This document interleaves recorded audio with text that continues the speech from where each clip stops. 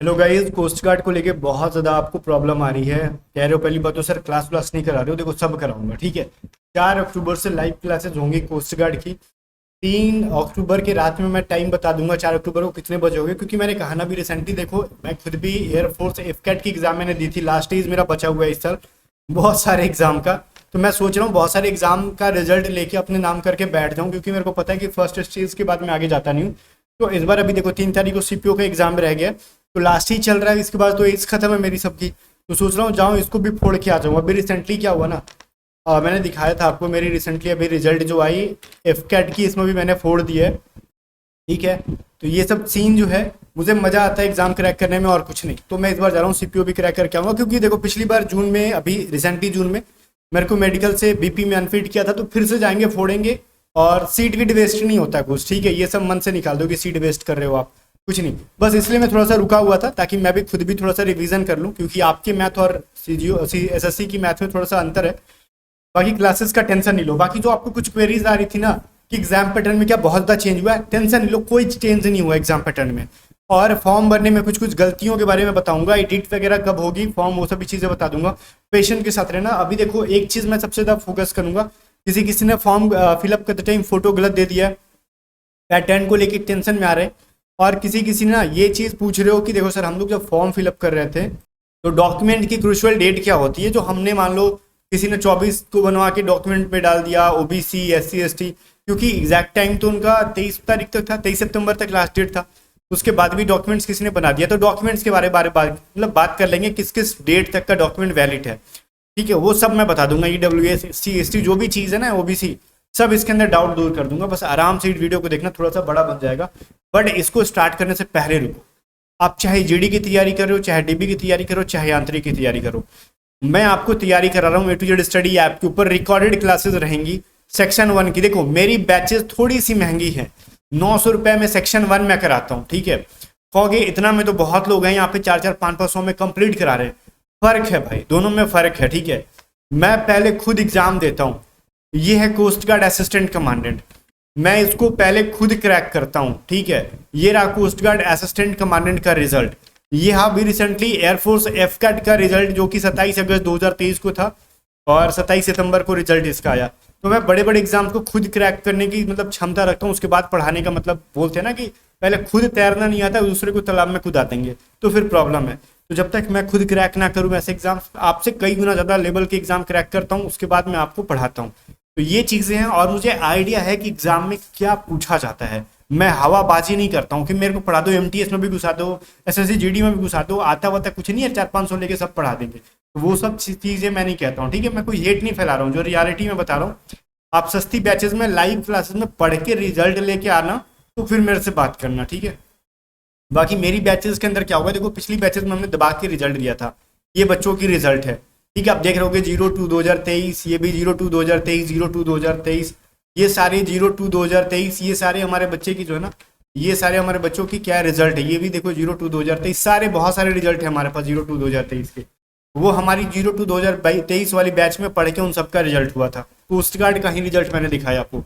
आपको भी रिजल्ट चाहिए तो आप सेक्शन 1 की तैयारी करो, चाहे जीडी से हो, डीबी से हो, यांत्रिक से हो। सेक्शन 1 की कंप्लीट रिकॉर्डेड क्लासेस मिलेंगी। इसमें कुछ चैप्टर अपलोड होने बाकी हैं, वो अपलोड मैं कर दूंगा, टेंशन मत लो, बहुत टाइम अभी। इसके अंदर आपको ऑनलाइन मॉक टेस्ट भी मिल जाएगा सेक्शन 1 का। हमारी जितनी पेड पीडीएफ आती है कोस्ट गार्ड की, जिसकी प्राइसेस 200-300 रुपये हो जाती हैं, हमारी पेड पीडीएफ इतनी महंगी है ना कि वो अलग से बाई करोगे तो 200-250 का पड़ जाता है। वो भी इसके अंदर हम लोग दे देते हैं, अलग से आपसे चार्जेस नहीं लेते हैं। 900 रुपये में मैं बहुत कुछ दे रहा हूँ। आप जब इस बैच को लोगे तो खुद रियलाइज हो जाएगा कि हाँ, ये लेने के बाद सफिशियंट बेसिक से हम लोग पूरा सेक्शन 1 के अंदर मैथ, रीजनिंग, इंग्लिश, साइंस, जी के सारे सब्जेक्ट्स को मैंने खुद पढ़ाया है। उसके बाद बहुत सारी चीज़ें दे रहे हैं। तो इसके लिए क्या करना है, आपको A to Z study app को डाउनलोड करना है। लिंक डिस्क्रिप्शन में मैं दे दूंगा, A to Z study app को डाउनलोड कर लो। और अगर आपको खुद से डाउनलोड करने नहीं आ रहा है तो व्हाट्सअप करके पूछो। आप एक बार वहां पे अगर टीम मेंबर आपकी हेल्प नहीं करती तो बार बार मैसेज करो, बताओ ना कैसे ज्वाइन करना है ऐप को, ठीक है। बार बार परेशान कर दो जब तक वो आपको बाय करा के ज्वाइन नहीं करा देते हैं, ठीक है। तो व्हाट्सअप करोगे 7279047787। और हाँ, आप बैचेस में एक बार ट्रस्ट करके पढ़ो। क्लासेस लाइव नहीं होंगे, रिकॉर्डेड होंगे, क्योंकि मुझे बहुत सारे ऐसे बच्चे हमारे पास है ना जिनके पास दिन भर, कुछ लोग ऑटो चलाते हैं, कुछ लोग किसी दुकान पे काम कर रहे होते हैं, तो वो लाइव क्लास कहाँ से करेंगे। रिकॉर्डेड क्लासेस डालते हैं कि आपको जितनी बार देखना है देखो, जितना बजे देखना है देखो, कोई रोक टोक नहीं है। और आप वीडियो को ऐप के अंदर डाउनलोड करके आप आराम से देखते रहो, ठीक है, बार बार डेटा कंज्यूम करने की जरूरत नहीं है। आप 1 साल तक दबा के पढ़ो, ठीक है, ये सीन है। बट उतना जरूरत नहीं कि दिसंबर में रिजल्ट लेके टंच हो जाओगे। अब हम लोग बात कर लेते हैं कुछ कुछ इंपॉर्टेंट फैक्ट के ऊपर कि देखो रिटेन एग्जाम के अंदर मैं बोल रहा हूँ ना, कोई भी मतलब परेशान मत हो, खामखा आप लोग परेशान हो रहे हो। आपका जो रिटेन एग्जाम उसको कहते हैं, फिजिकल को छोड़ के जो आपका एग्जाम होता है एग्जाम, उसमें कोई चेंजेस नहीं है, चाहे जीडी डीपी यांत्रिक कोई चेंजेस नहीं है। जो आप फिजिकल में जाओगे ना, फिजिकल में स्टेज 2 में जब जाओगे तो वहां पे एक छोटा सा टेस्ट लेंगे वो लोग, जैसे अडेप्टिविटी टेस्ट, जैसे एयरफोर्स में होता है ना सिचुएशन रिएक्शन टेस्ट, उस टाइप का। बहुत इजी सा टेस्ट है, बहुत इजी सा। जो बच्चा अच्छा से हिंदी पढ़ना जानता है, इंग्लिश पढ़ना जानता है, वो आसानी से आंसर कर लेगा। आप इंग्लिश रीडिंग देते हो ना, आप कर लोगे। आप हिंदी रीडिंग देते हो ना, आप कर लोगे उसको।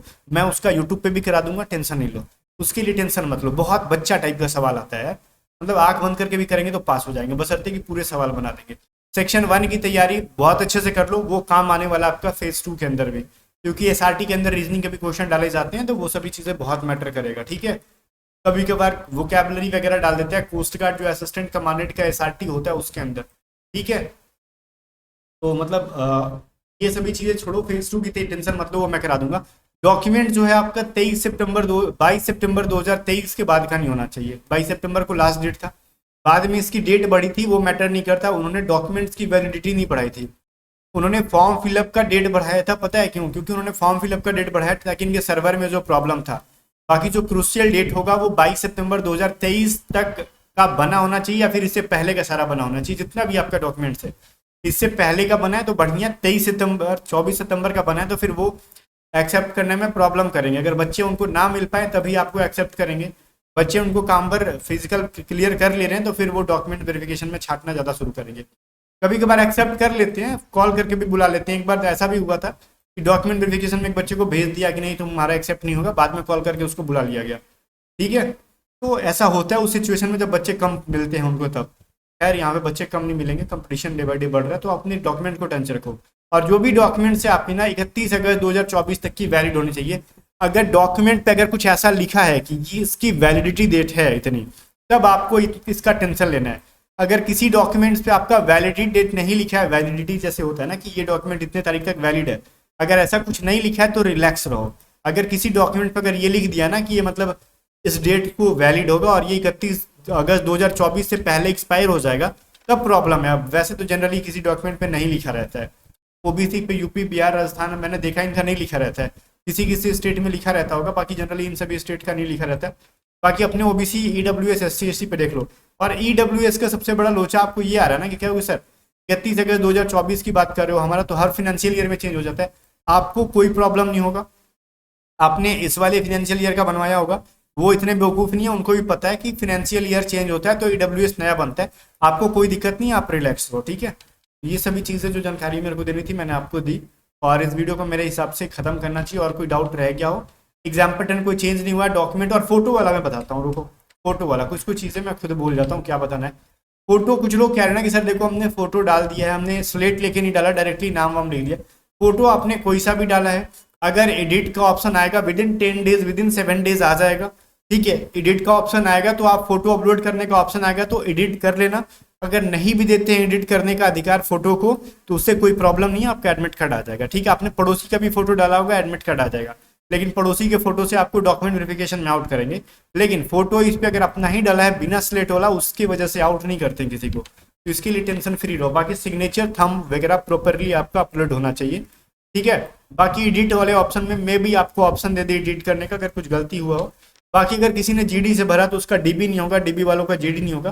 कुछ कुछ चीज़ें जो होती हैं फॉर्म सबमिशन के टाइम पे, जैसे फॉर्म फिलअप के टाइम पे जो एडिट का ऑप्शन आता है, कुछ लिमिट में चीज़ें आपको एडिट करने की दी जाती हैं, ठीक है। तो उसके लिए टेंशन मत लो, अब वो भी आपको विदिन 10 डेज या फिर विदिन अ वीक आपको वो भी चीज़ें मिल जाएंगी। फॉर्म फाइनल जो डेट होता है ना, उसके बाद अगले 10 दिन के अंदर आपको मिल जाता है एडिट का ऑप्शन, तो इसके लिए रिलैक्स रहो। बाकी फिर से मैं कहूँ, ये रिजल्ट पिछले बैच का दबा के हमारे सामने है, अब आपकी बारी है। हमारी बैचेस को ज्वाइन करने के लिए डाउनलोड करो YouTube study app, link app का मैं डिस्क्रिप्शन दे दूंगा।